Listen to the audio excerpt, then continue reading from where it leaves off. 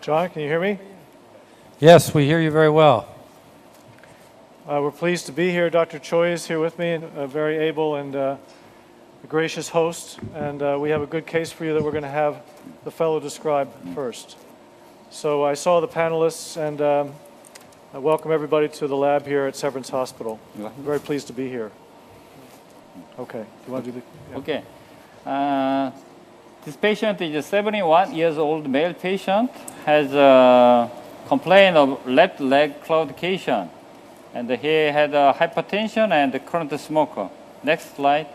And the CT angio, you can see relatively short segment distal SFA CTO, but axial image, you can see some calcification at the beginning of the CTO. And distal part is quite good, and the vessel size is quite good.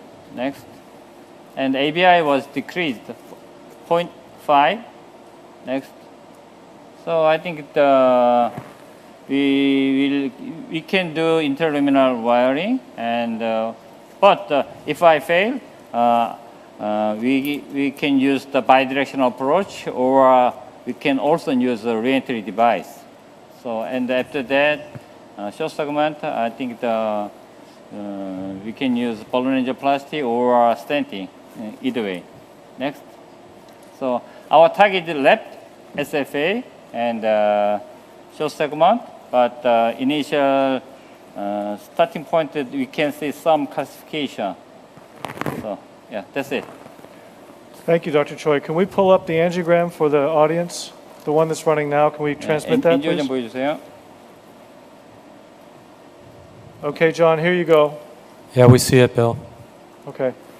So it's not a long occlusion. We'll let it run a couple times. But as Dr. Choi intimated, there is calcium at its origin. Not a lot of calcium elsewhere, but at its origin for sure. And transposing difficulty with length is the difficulty with the calcium at the proximal cap, plus that large collateral vessel that's likely to suck up any wire that we like to throw down there. So I think those are the challenges of the case. We're prepared to go through it or around it with a re-entry device if we need to. And then we'll take what we get there as terms of ultimate antiproliferative therapy. We have both the drug-coated balloon available as well as Zilver PTX available. Yes. Yes. We would like to finish with some sort of antiproliferative therapy. I guess it could be argued in a short segment, but I think most of the trials have been done in short segments anyway, so it's likely to be beneficial in this patient as well. So I'll leave you guys to talk about that or ask any questions that you may have before we, or as we get started. We're already prepared. We have a catheter at the edge of the lesion and ready to go. Well, I have to say this is one of the nicest, perhaps easiest cases I've seen in a while. I'm kind of sitting here in the panel drooling a little bit at this case, but now that I've said that, I've jinxed you, and it'll probably turn out to be much tougher than it looks. But so it looks on the surface to be relatively straightforward. I think, Lawrence, you might look at this and think excisional atherectomy. Am I right in a case like this once you get across? I think that it could be either or in regards to crossing. I think it could be either or in regards to crossing. I think that if you cross cleanly, then DCA is fine. I think that it's so short and focal that you probably would benefit from a simple balloon, and even the impact data would say a simple balloon would work here in regards to any therapy. And then ultimately, if it looks like it's terribly dissected, then a simple stent, whether it be bare metal or DES, is really up to the eye of the beholder. So, Bill, what are you going to proceed with? You trying to use the Vion's crossing device, or is this going to be just guide wire alone initially? Or? We're going to try a guide wire first. I left the catheter in place. If we could stop this at the end of this picture, when it comes to the end of the picture. So, John, right? Oh, sorry. 아니, 이거. No, I want to go to the end of my last fluoro. 이거. That's okay. You know what I'll do? I'll just take a picture. Watch. Okay, so do you see the catheter has a little bevel on it there? I've cut the tip of this angle glide catheter, and I'm using it in combination with a straight glide wire. And the reason I cut that tip is because, especially in these cases where there's a little vessel coming off that might suck up your wire, I like to be able to embed the catheter and actually kind of corkscrew it into the proximal cap. Moreover, it helps me get through the lesion once I'm engaged. So happily, the wire looks like it actually went into the lesion without going into that proximal side vessel. So I'm just going to advance this now, holding the wire and just torquing the catheter through the lesion. And now we're going to see if we can get another torque. So now we're close to that place again. It's okay. Can you give us a little test injection to show us where you are relative to the occlusion Yeah, again? go ahead. Okay. We have the luxury of having a posted picture up here. 34, pretty much things reconstitute. You'll see that we're probably next to the vessel here. You see that?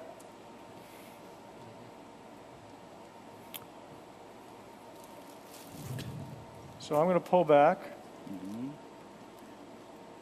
So it looks like a subintimal pass. Yep.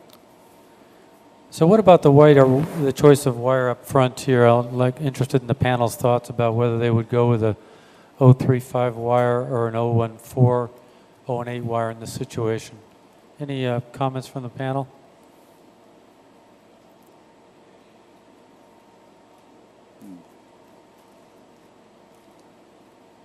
Lawrence, what do you think? Yeah, I was going to ask Bill the same question. You know, we're still in 035 for above the knee, but I've seen a ton of folks use 018s now, and I got to say I've become more of a fan of that. I don't know that I've used it a lot, but I tend to still do this 035, and then if we get off the beaten trail, do an outback. But again, I think that the opportunity for being more luminal is probably better in a smaller balloon, or excuse me, smaller wire, shorter wire, lower diameter wire, lower profile. So Bill has already kind of reverted to a subintimal looped wire technique here, and does anybody? I'll just ask another question. Does anybody on the panel do routinely the transsonographic approach to crossing these, whether it be antegrade or retrograde? Is that a viable option here? Yeah. yeah, I haven't done that. I have to say though, I have started using 014 wires much more frequently for cases like this now, particularly with the good quality CTO wires that we have, higher gram tip, higher gram weight tips, 30, 40 gram tips, Stato wires, they're great wires for this type of a lesion. Rather than immediately kind of using the subintimal loop wire technique, we'll try and cross first with a small wire and then revert to the 035 wire, rather than that being kind of the default strategy like in the past. Yeah. So I've been listening to the conversation. I too have been impressed with the 014, 018 category of wires. I've increasingly gone to them. Didn't do it here, but I also probably was late to the game with that. Because I think we have so much success with the original strategies, but you're really able to pick and choose your way through some of the lesions that we see. So I'm just trying, what I've done, just so I can explain what I'm doing here, I've clearly created a track that I don't love. So what I'm doing there, and what I'm doing now, is trying to create a different track that I might love. It's like high school prom, Some subintimal planes are much deeper in go. the subintimal space than others, and right. trying to get a little closer to the lumen. I suspect this will turn out. That's the strategy. Hopefully it'll work for us. And in order to do that, I backed the catheter up. I changed wires to a glide wire, angle glide wire, which more likely to form a J. But again, I think we're still subintimal here. And at least in theory here, what you'd like to do is avoid extending dissection down further into the popliteal artery, because that at least in theory could burn a surgical bridge where you now convert a above knee bypass to a below knee bypass. It's probably unlikely that this patient will need a bypass, but we don't want to make things worse in the end with our planned interventions. So I'm backing up here right above the cap, and I'm going to take a different look at it here. But I think the subintimal space may be big enough now that it's eating everything up.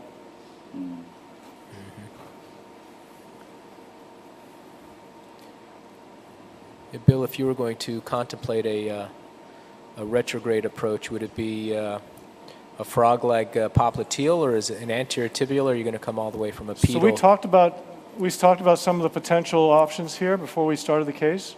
One of them would be to come retrograde, but we have the outback, so we probably will default to that. I see. So since we're here and we're doing, I think we've kind of explored most of the options. I don't use the outback very often, but probably a good place to demonstrate it. So let's use the outback. We'll take a long.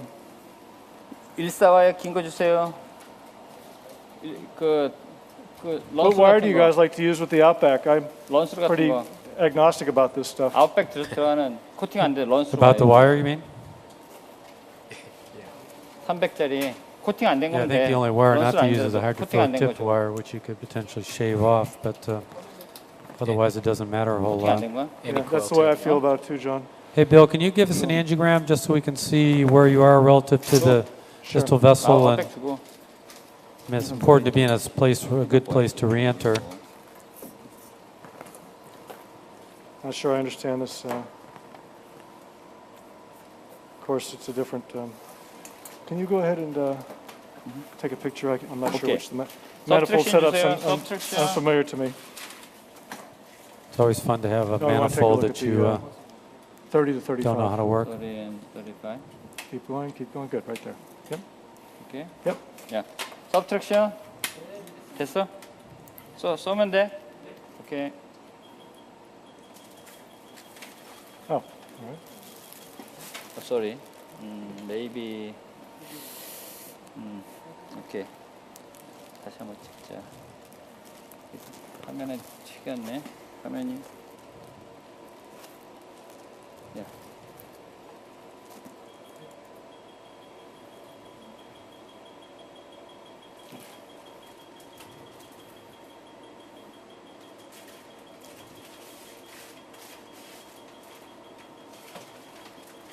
You can actually see, John, there we're depressing the vessel with the catheter, so we're awfully close. Yeah. You see that? Yeah. Looks like a good place to is re-enter. straight. What kind of wire is this? command. 014. This has a coating on it, right? Yeah. No, we want to use something without a 그러니까 코팅 coating. 안 된 걸로 Like a 다니니까 BMW, anything is 런스를 줘. good. 코팅. It looks like the BMW나 vessel, 런스 같은 거 줘. Bill, it 코팅 looks 안 like 된 the 걸로 vessel 줘야 gets 돼. a little bit more normal, about 2 or 3 cm down below your catheter. I bet BMW도 if you 괜찮아. advanced a wire loop 코팅 there, 안 you'd 된 pop 거 right 줘. back 그리고 in there without Right. without trouble. I'm having trouble hearing you, John. Sorry, I heard what you said. Yeah, I'm just looking at the pre-procedural imaging, and at 35, which is right about where the catheter is now, the vessel actually normal. Well, it's never normal, but it becomes much larger. So I think some of this is dissection / catheter compression that you're seeing, and Yeah. I think we can open it up pretty much right where it is. We're close to it. It's a good point to re-enter. Probably a looped wire would re-enter on its own if you went a little bit farther down with it, I'm guessing. Maybe. This is a nice demonstration. Yes. Will you try another wire to try to pass the lesion? Or Could we turn this up? I saw that the starting wire is the 035, right? So when will you try to use other wires like the 18 or the 14 wires? I think it's possible to sometimes re-enter with a stiff 014 wire. I like the Estado 30 gram. That's an 018. Estado 30 gram 018 wire also to try and re-enter from subintimal plane. It can sometimes be effective. So that would be something you could consider. 그렇죠. I needed to turn up the volume. We've used the Victory wire. Which one is this? Yeah, Victory is a high BMW? gram tip wire. Yes. as well. Comes Great. 014, 018. You can make it. Yeah. Yeah. If you're this close, Oh, it's got- it's got a close shape to on it. It's the okay. Outback, which works pretty well. Any experience with like the Intier and these Stingray or cross bosses, all these other devices that are available? Yeah, the two kind of other smaller re-entry devices are at least in the periphery, is the Intier, Okay. which is It's okay. They can go. the same as live this fluoro. coronary version, the Stingray. I haven't used them in the SFA. 그냥 라이브 플로로 I think the 제일 쉽게 보이죠. the Pioneer catheter Yeah. and the Outback I see. catheter are better in the larger diameter 오케이. vessels. Yeah, you need to be really close Yeah. for those to work. So the key to success here is keeping a wire, an 014 wire, in the subintimal space beyond the occlusion. You don't want to have that wire come back during the exchange process. Keep it in the, Okay. where it is now, and then you can bring the Outback catheter down in the subintimal space beyond the occlusion, 아웃백 주세요. and then point the 아웃백 L, 줘. Mm-hmm. the fluoroscopic landmark on the catheter, the L towards the true lumen. And then usually you want to rotate the image intensifier to a coaxial view and then, or excuse me, an orthogonal view, and then have the T kind of orientation of the catheter directly superimposed on the artery. And if you have both of those set up just right, then the needle should direct right into the true lumen. So, John, it's interesting that we talk about that a lot, and clearly it's in the instructions for use. I will tell you that this is such a small hypotube needle that I actually get relatively sloppy with that. That's for lack of a better word. Yeah, no, I get And it. I'm happy to pretty much try multiple spots without penalty. You wanna? No, we're good. But I think for demonstration purposes, I think it's a good idea that we try to do what you described. So here's the T. Actually, we're going to make an L first, the other way. I just want to show you, there's the T, and there's the L. Oh, And as you mentioned, John, we want to be somewhere where it's a little bit more normalized. We'll pull the wire back. And then I'm going to pull the wire back beyond the needle so that when I run the needle down, let's angle the RAO about 30 degrees. 아래요. That the wire, when I exit the needle, the wire will go out the needle. One other teaching point on the device as well is your needle is remote to other your side? L and T, right? So it's same more way? proximal. So many times if you just park the L or T at the level where you want to re-enter, your needle comes out above that. But its throw is up to 11 millimeters, so it usually will engage things even if you're relatively far away in the subintimal space. So we would have to take a picture here, but we can't because we're 6 and 6 French. It won't fly. So Yeah. can we go any more, Lelio? 이렇게 뭐 더. Great. 오케이. So we're not really going to get a T here, but I think we had on the. Let's go back to AP. If you got a I good was L, you comfortable got a with good the- start on it. Yeah, I think we have a pretty good look at it. So I'm going to exit the needle. Now, the other teaching point here is that this needle has a 5 millimeter throw, so it can really Yeah, cross the yeah. vessel if you're not careful. So there, the wire won't go out. So I'm going to go a little less aggressive, Perfect. and we're in. Maybe in a sural branch or something other than the main 이게 나오는 게 popliteal. 있나? Let me just make sure we like where we are. I think you might be in a, well, maybe not. Thought you're in a sural branch or something other than the main popliteal, but Yes, could be yes, wrong. yes. Perfect. That was a great demonstration. 위에 보이지. I'm just going to pick and choose a couple things here. Let's go back down for a minute. And I'm just going to try to rotate the wire, see if that'll go in a different branch. I think we're good, John. Yeah, it looks good. Yeah. Looks like the PT. Yep. Okay. Okay. So we're going to walk this out. I pulled the needle back to make sure that we don't drag the wire on the needle the whole time. And we're going to take a small coronary balloon. We have a 2.0 or a 3.0 20 balloon, rapid exchange. I find this is a really important part of the case when you use these crossing devices because difficult to get a lot of equipment through these small puncture holes with 14 thousandths wires. So I like to pre-dilate. Maybe that's a holdover from another day, but usually when I don't, I've kicked myself and wish I had. Yeah, okay. So you wanna I'm going to use a coronary balloon to pre-dilate, to just the entrance, and then we'll put a stiff wire down. Yeah, the reentry 그냥 point is coronary sometimes balloon very 30명 resistant 정도? to 2030 dilatation. or 2020? 2 No, 20 coronary. 2020 No, 코로나리 발론 coronary 달리니까 balloon. 코로나리 발론 2.0에 20짜리 코로나리 발론. So we're in a peripheral lab with a Coronary truck of balloon 줘, peripheral 빨리. equipment, very nicely set up outside. So we just asked for a coronary one, threw everybody off their game, I think. Dr. Gray? So I guess now we can talk about what we want to do as an ultimate therapy. You know, we're subintimal, re-entry, nice cross back over. Question now is, I don't think there's any utility in atherectomy. I think Lawrence even said it's a relatively short lesion, not a lot of calcium. And then, so what I would do here is probably take an anomaly sized balloon at 5, maybe a 5 by 100, 5 by 80, 5 by 100, I think. And pre-dilate it and see what we get. Might get a decent result, and we could just end with a DCB, or we might get a result that actually says, Dr. Gray? screams stent. Will So- you do an angiogram to confirm the wire where it's going, or just you feel that it's a correct path? I'm going to take a picture after I get a catheter through. So I think that's a very good question. And thank you for your fantastic demonstration using the re-entry device. But my question is that, do you think it's a little bit early to use the re-entry device? You can go to 10. You want to try harder? Well, you know, we only have an hour, so I thought we'd try a nice demonstration of a re-entry device. We certainly could have tried other techniques. I think John mentioned 14 or 18,000 stiff wire. Probably could have done it. We could have tried a Viance, but again, depending how far you are from the vessel, you may not actually get traction there.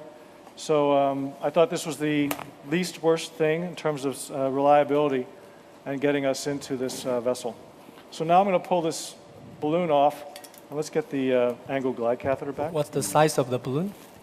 Just a 2.0 by 20, just to dilate the re-entry. Light catheter. And I pretty much do this wherever I am in the body.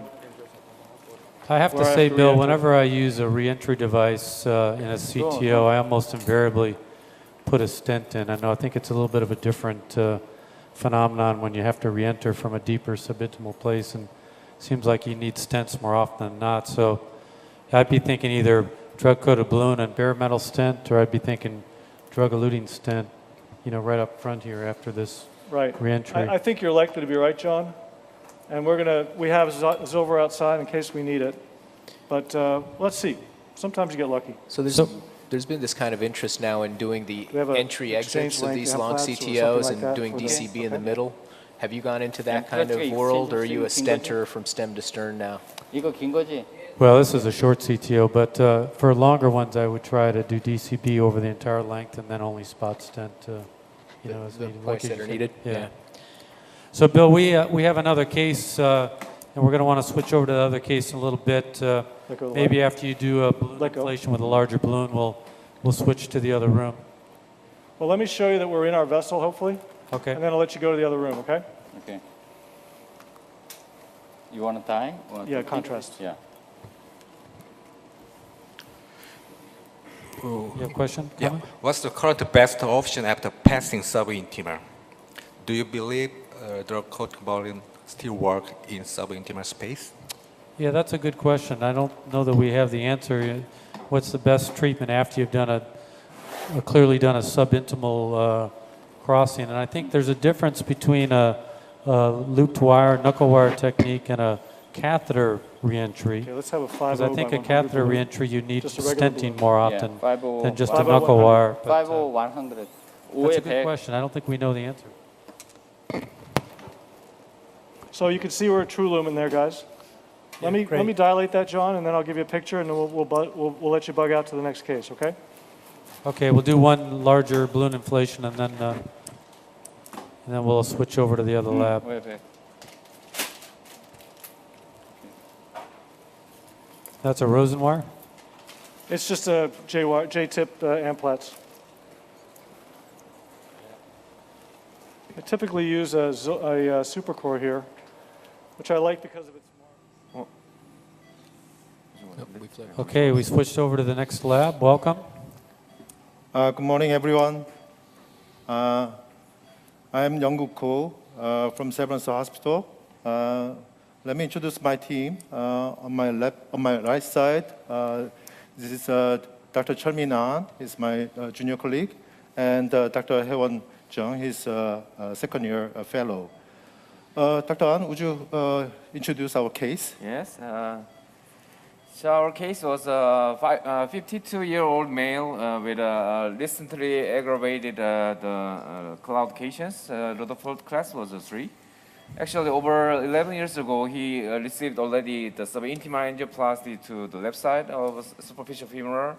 And then last year, he had also treated the right SFA to the papillary region with atherectomy with drug eluting balloons. And he also had a history of coronary interventions. And then another risk factor was diabetes and hypertension. And he had end-stage renal disease with dialysis. Next slide. So it's over 11 years ago, he had a total occlusions of left superficial femoral artery. And then he had at that time, we usually the subintimal angioplasty. So he had a subintimal wiring, and then 2 stents was deployed at the proximal to the distal SFA. Next slide. So recently, the angular brachial index was less than 0.6 to the left side. Next slide. The CT scan shows had a moderate to severe stenosis at the left common iliac ostiums, and then superficial femoral stent was a little patent, but we cannot exactly the status of the in-stent regions. Next. So in peripheral Doppler shows some diffusely moderate lesion, but its peak systolic velocity was not over the 100 centimeter per sec. So we should check for some the common iliac to the superficial femoral, and then where to treat fix the regions. Okay. Next one.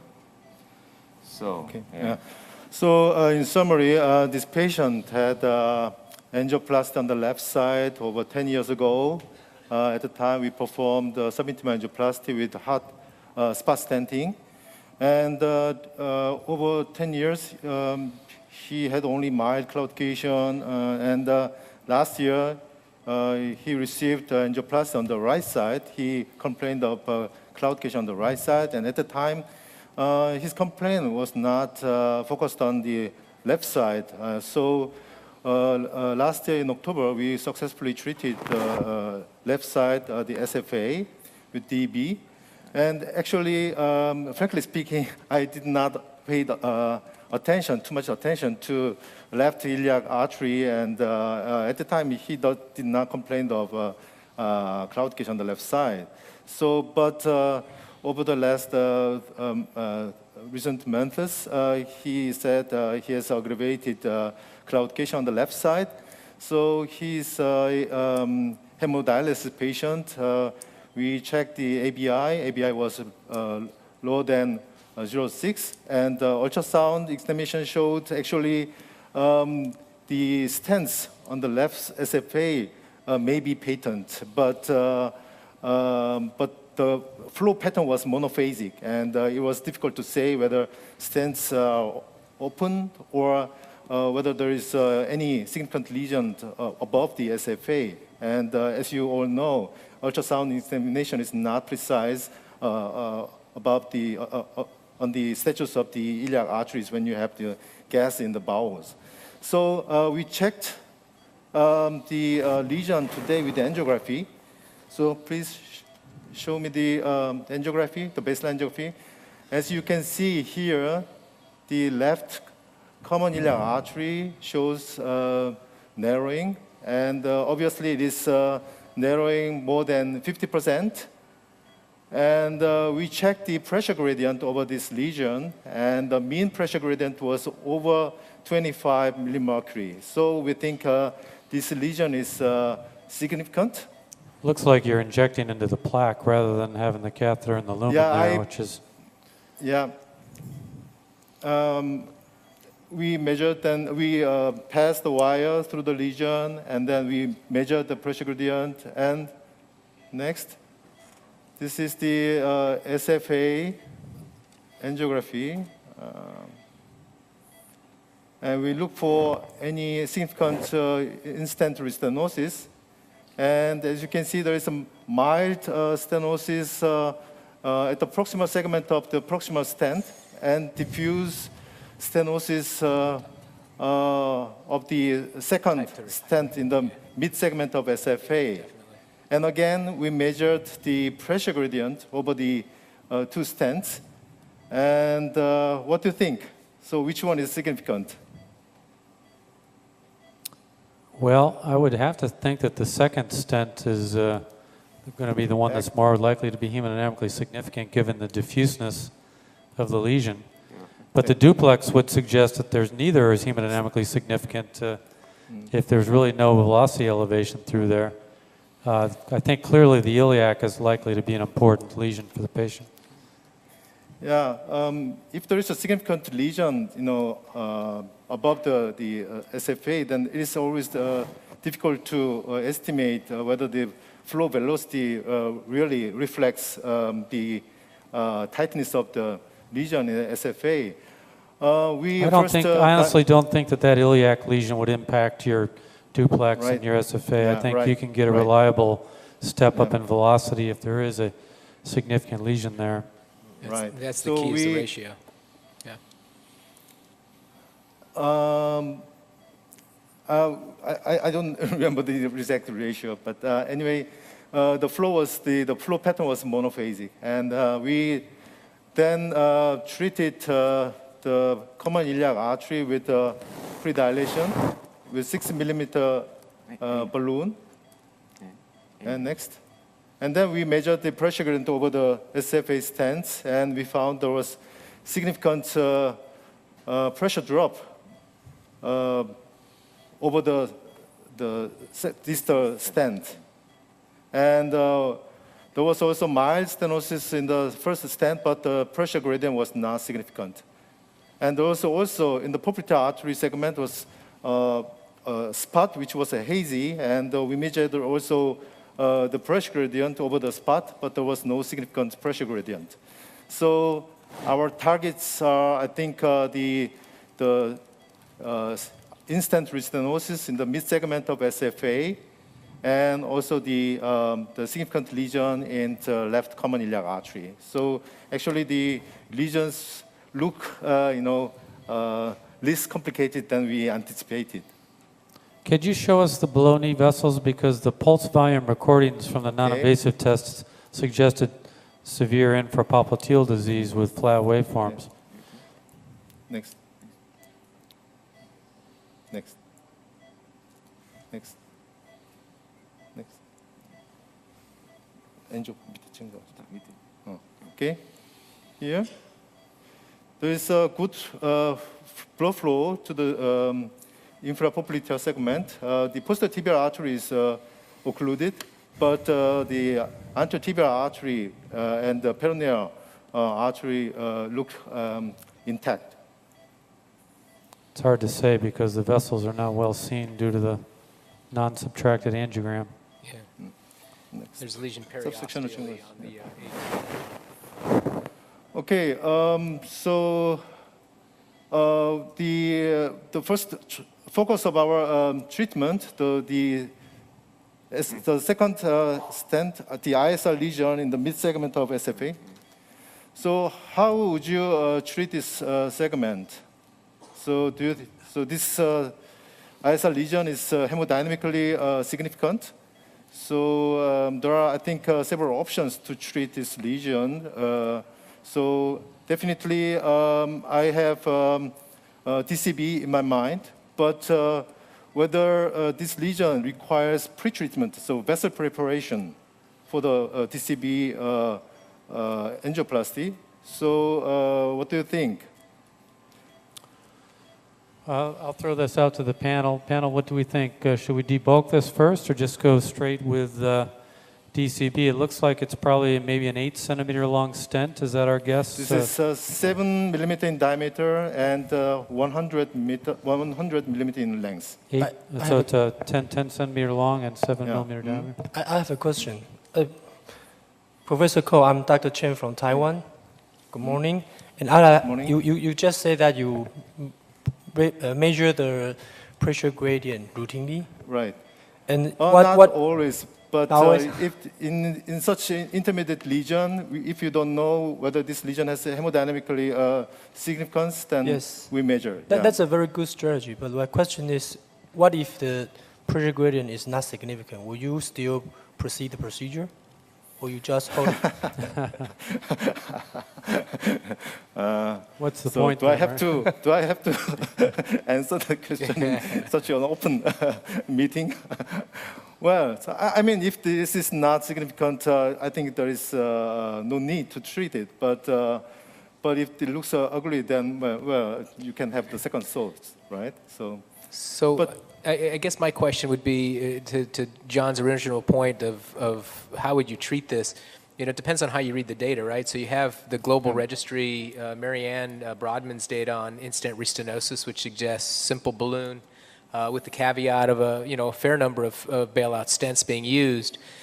In a 17-centimeter lesionlet subset gives you about the same results as your impact data on just DCB alone. The DART technique is attractive, but at the end of the day, all of DEF-AR was simply de novo lesions or de novo restenotic lesions and some calcified lesions. No in-stent restenosis on those. There is a Jetstream registry which is currently evaluating in-stent restenosis. All you have to bail out to is really Excite, which is laser, which had no DCB. They're trying to connect those two dots with StellarX now. So it depends on how you read the tea leaves. I would think that you can get away with a simple balloon and not have to debulk. The only caveat to that is this origin of the SFA. I still tend to believe that that origin SFA is probably better treated with some debulking with a DCB. So I think it's really a dealer's choice here as to what you want to do with this kind of, it's a diffuse lesion, a Garcia class 3 if you're going to use that, but this is a relatively long lesion that probably could be better suited with just simple balloon as opposed to anything else if you believe the data set. Yeah. Also, I think it is very important to have get minimal residual luminal narrowing after the procedure because the residual stenosis, much of the residual stenosis have poor the predictive value on the outcome. So for long-term patency. So I guess debulking is an option, but actually this is not so tight lesion. So I guess in such a situation, as a second choice, I think we can think about scoring balloon. And I used to use cutting balloon, but cutting balloon is very short. And but nowadays we have scoring balloon with a longer length. We have a vascular track. So this balloon has monorail design, and this balloon has a 010-inch nitinol wire attached on top of the balloon. So with the 018 wire, which was already inserted through the lesion, and if you use the vascular tract, then you have the two wires for the controlled the cutting of the neointima. Yeah, I have to say, kind of in the grand scope of things, this seems relatively focal, Yeah. irrespective of the classification. I mean, it's not like a patient with a 20 or 30 centimeter long stent with diffuse ISR. This is relatively focal disease. But on the other hand, this is 10 years old. This is really chronic tissue. This is going to be harder, more fibrotic tissue than the usual kind of ISR lesion. So I think doing something to modify this lesion up front, such as a sculpting balloon or cutting balloon or atherectomy would be beneficial here, as opposed to just going straight to DCB. So I like this approach. I think it makes sense to use like a vascular tract or an angiosculpt balloon first and then follow up with drug-coated balloon angioplasty. Okay.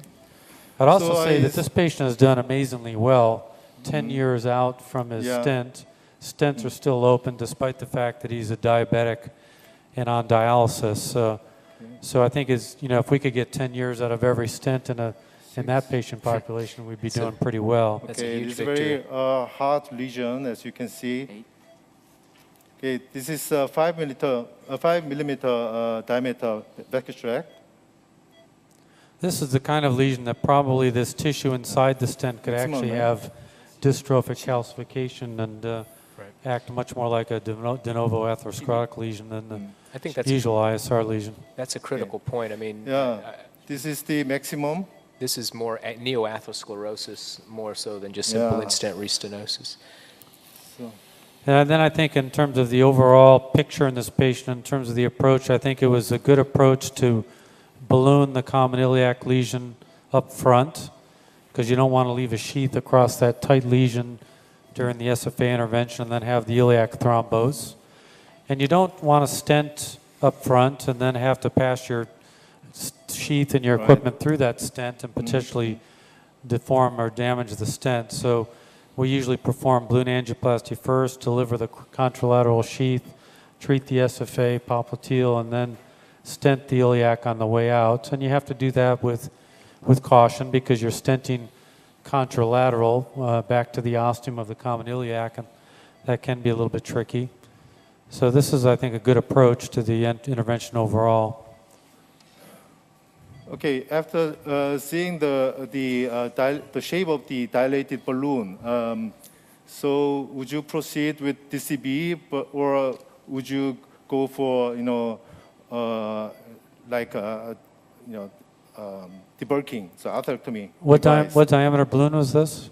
This is a 5 millimeter balloon. So I thought about using 6 millimeter DCB because there was some discrepancy in diameter between the stent and the distal the vessel.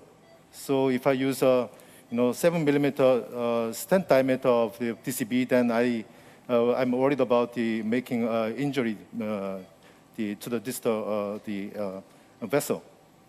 Lawrence, what do you think about the effectiveness of excisional atherectomy now that you've already dilated with a 4 balloon? Are you going to have as much ability to remove plaque or tissue from the stent after a dilatation like this?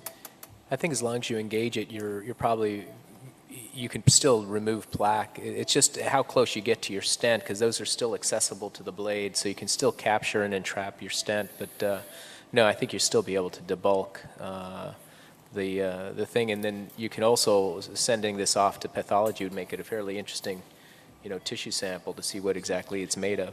Yeah, we'll see what it looks like on the angiogram here. Subsection, okay.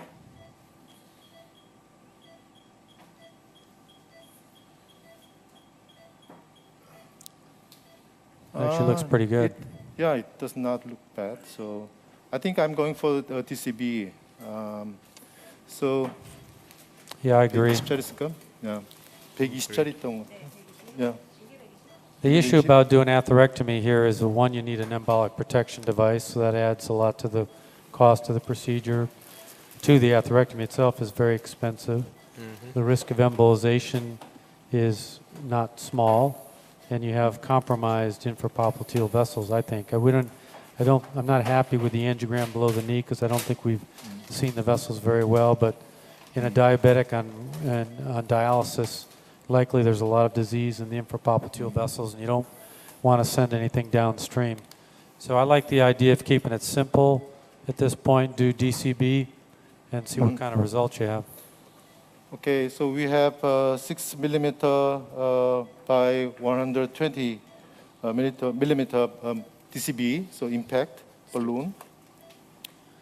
I think you have to be a little careful with a 120 because it's going to extend outside the stent.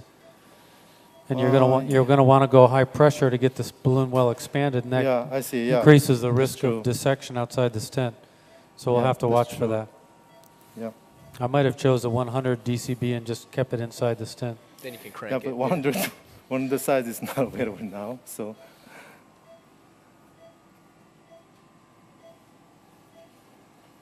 How about this?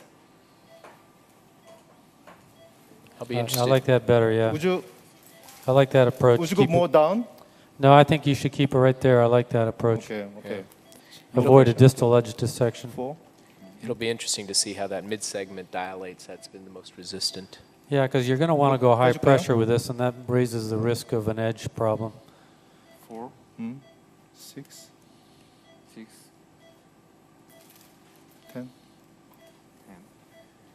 Dr. Ko, Dr. Garcia here is, what's your therapy in non-live cases for DCB? Are you a 3 minutes minimal at nominal? Do you go till it expands in 5 minutes? What is your standard care? Generally 2 or 3 minutes.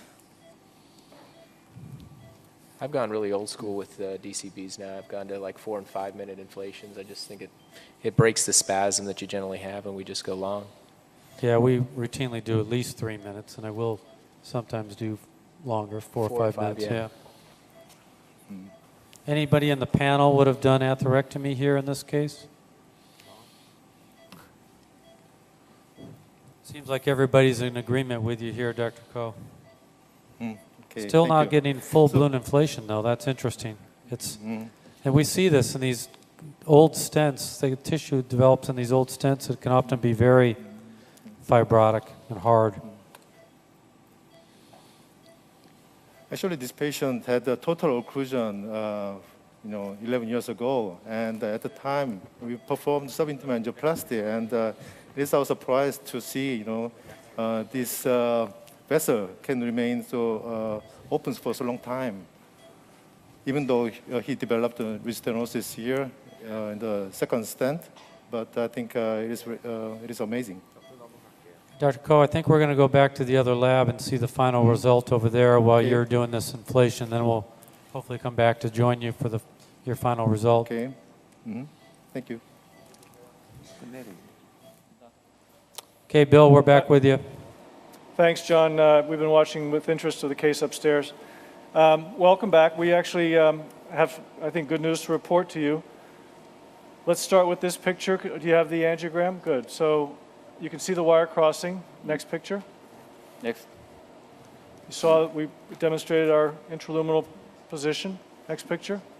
Put an Amplatz wire down. Took a 5.0 by 120. 100, sorry. 5.0, 100. We dilated this to 8 or 10, I think, right? We left this up for 2 or 3 minutes. That was And just then a we regular took a picture, balloon? just a regular balloon. And we took this picture, and we're going to stop here. We're going to ask the panel what they would like to do. We were encouraged by this, and I'll say nothing else.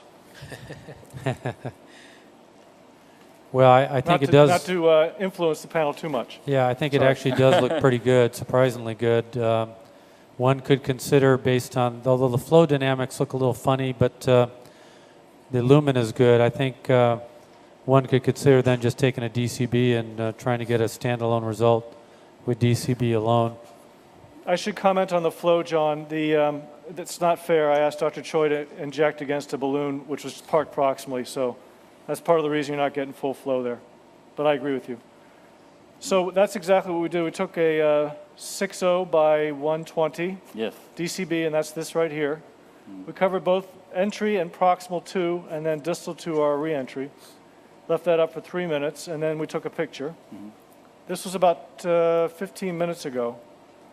And I think, again, we've got some dissection. We've got a balloon proximal to this. I didn't let him take it off the wire.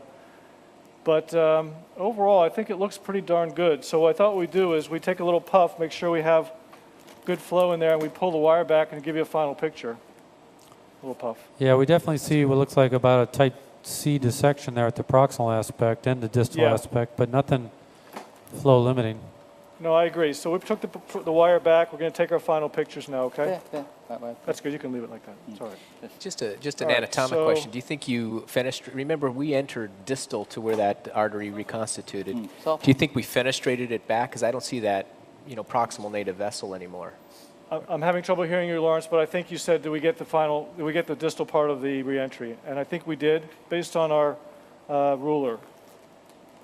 And we had some, we didn't show you, but we had some fluoroscopic images of the balloons going up, and we saw where the reentry was on the big balloon. So we were pretty comfortable we covered it. Okay? Subtraction. Yep. I know. There we go. All right, here we go.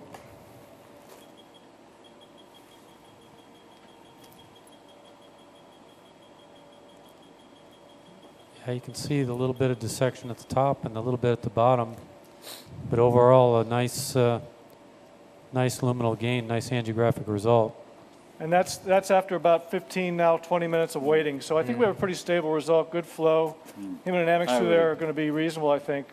You can see the kind of a funky scalloped dye density dropout here around number 35 on the.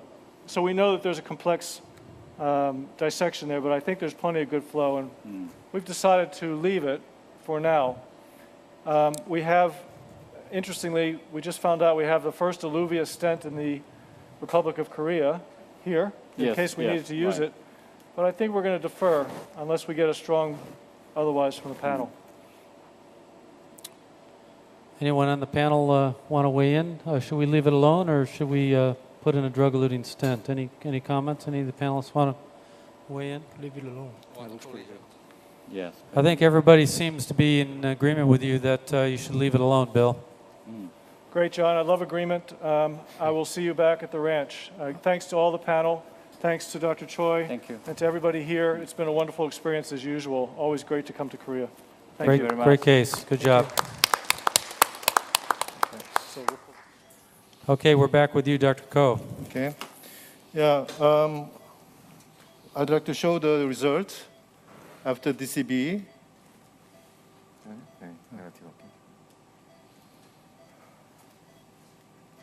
이건가? 네. Okay. Okay, this is the angiogram after DCB application. So what do you think? There is some indentations, but I think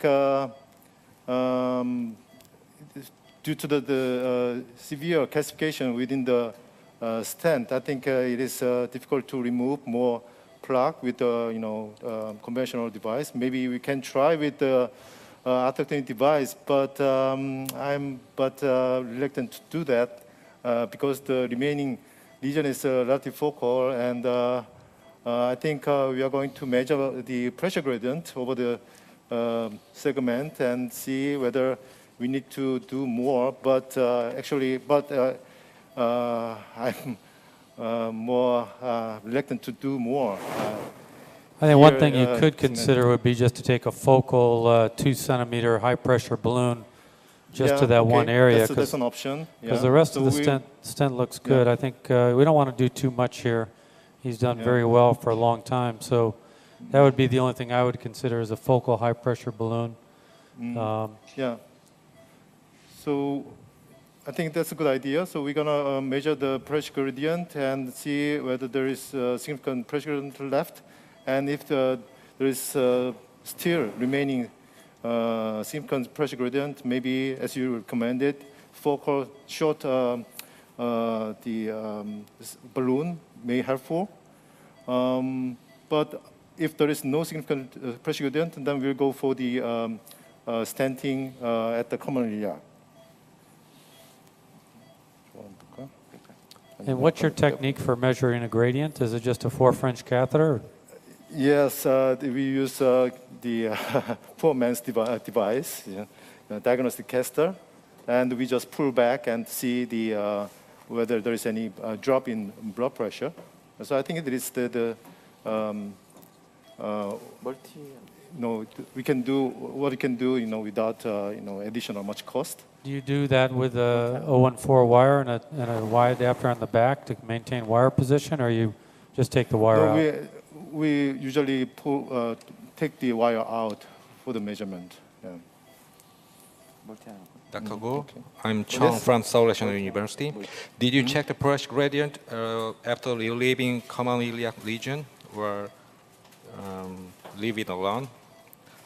How did you check Common iliac artery. So we are going to stent it. Stent it? Yeah. So I already for iliac lesion, especially in OCL lesion, I think balloon angioplasty alone does not help. So did you check the pressure gradient after stenting? Yeah, I'm going for the primary stenting. Yeah.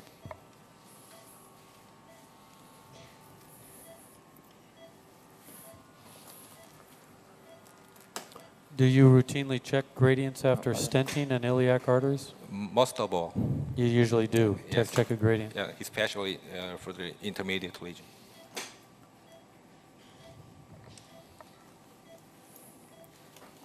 Can you show us the pressure so we can watch as you pull back? 저 프레셔 좀 보여줄 수 프레셔 좀 있나요? 보여주세요. 요거 프레셔. 요거 EKG 좀 보여주세요. 맞다? 오케이. And we oftentimes, for intermediate lesions, will give nitroglycerin intraarterial beyond the lesion to create sort of the maximal vasodilation, much like when we do FFR in the coronaries. Now, the systolic pressure at the distal part of the stent is the 144. So I'm gonna go back.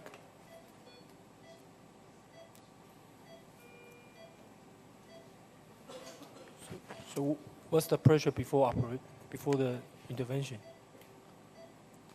So there is actually No way, and then the mean pressure was less than 60. yeah. So it's about a 17 millimeter gradient or 20 millimeter gradient through there? Yeah. Is that right? And now Now mean pressure was not different from some common femoral. okay, so now we don't see any significant pressure gradient so over the stent, and I think the some indentation remaining the indentation is not hemodynamically significant. I'm sorry, maybe I was wrong there, but I thought the gradient or the pressure beyond the stent was systolic was 140 and now it's 160. 140 now 150.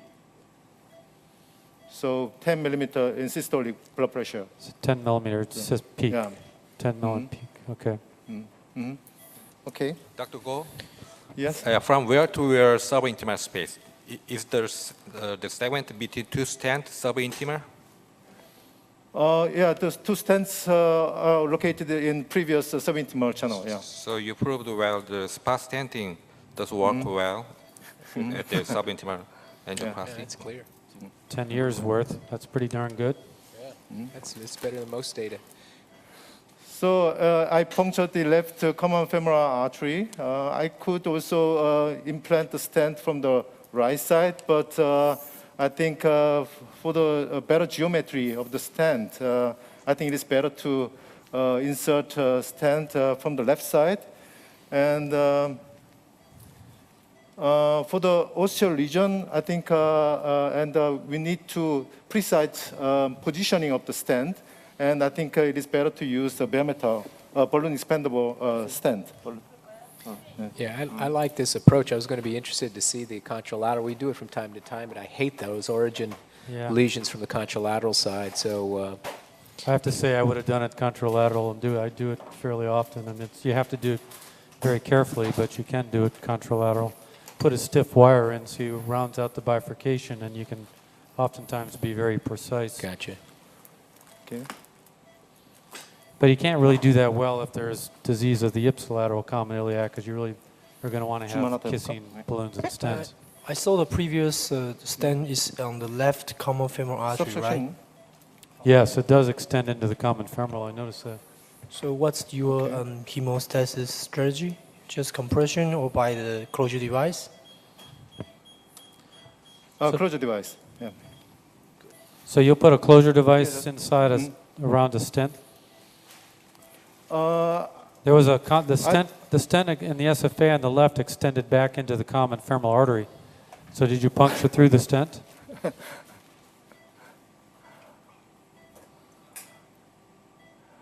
Okay. Subsection 좀 띄워줄까요? Inquiring mind. So as you can see here on angiogram, there is some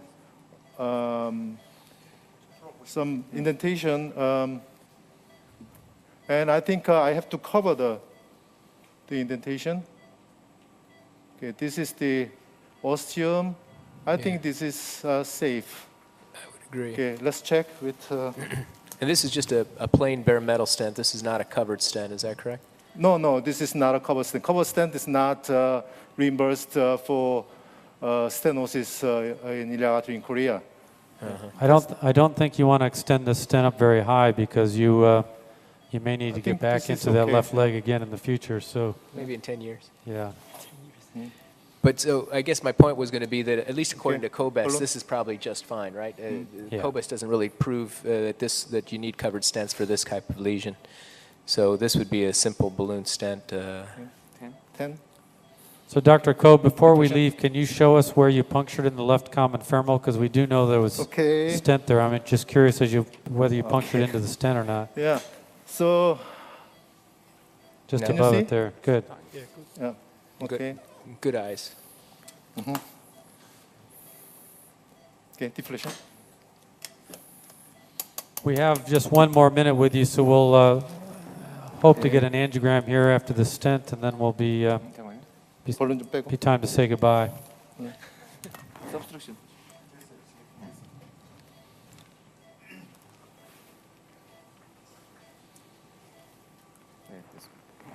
오케이. 자, 앉아.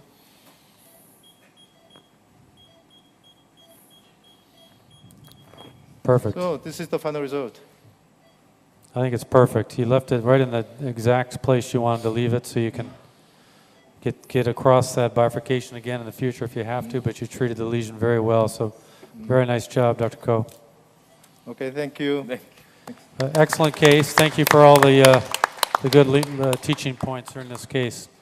So we're going to go ahead and end this session. I'll thank the panel for their participation, and we're going to transition to the next session, endovascular session 2, solutions for the risky aorta. And we'll invite up our panelists, Dr. Kang, Dr. Kwan, and ask Dr. Sunarin to remain with us for this next session. Thank you. And also ask Dr. Burson to rejoin us as my co-moderator.